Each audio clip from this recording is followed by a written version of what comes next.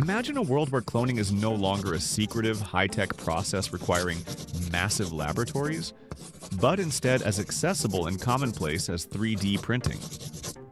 In this reality, with the push of a button, people could create biological replicas of themselves, their pets, or even long-extinct species, using a compact bioprinter no larger than a household appliance.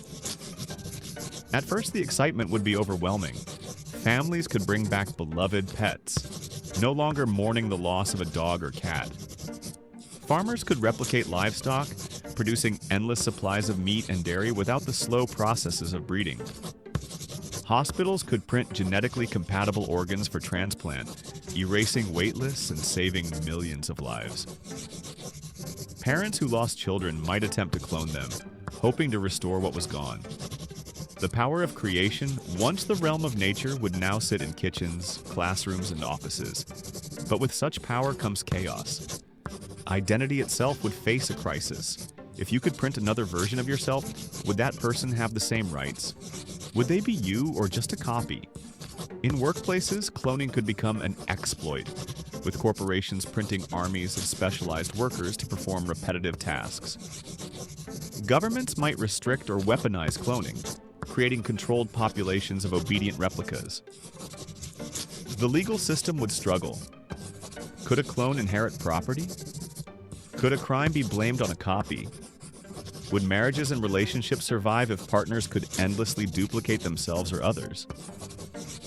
These questions would push ethics and law into uncharted territory.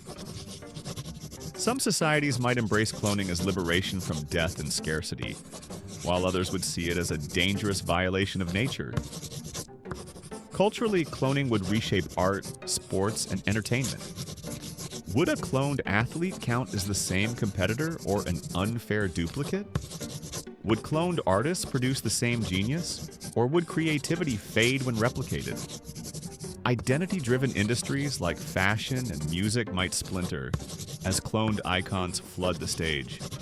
Even religion would be forced to reconsider doctrines of soul, individuality, and life's natural cycle. Of course, dangers would emerge. Black markets could thrive on unauthorized cloning, printing replicas of celebrities, leaders, or even ordinary people without consent. Privacy would vanish as a single strand of hair could be turned into a full human body. Cloning technology could also destabilize ecosystems, as extinct animals or invasive duplicates are printed without consideration of balance. On a more personal level, the emotional consequences could be profound. Imagine meeting your clone, a perfect copy of yourself, yet separate, with their own consciousness and choices. Some might see this as a gift, a partner in life, a backup of oneself. Others would see it as terrifying, a threat to their uniqueness, or even a haunting shadow of what it means to be alive. Ultimately, if cloning became as easy as 3D printing, humanity would face its greatest test, not of science, but of morality, responsibility, and restraint. The technology would solve hunger, disease, and extinction, but it could also collapse law, culture, and personal identity. The world would be forced to ask, just because we can create life on demand, should we? The answer would not come easily. But one thing would be certain. Humanity's definition of self, individuality, and existence would never be the same again.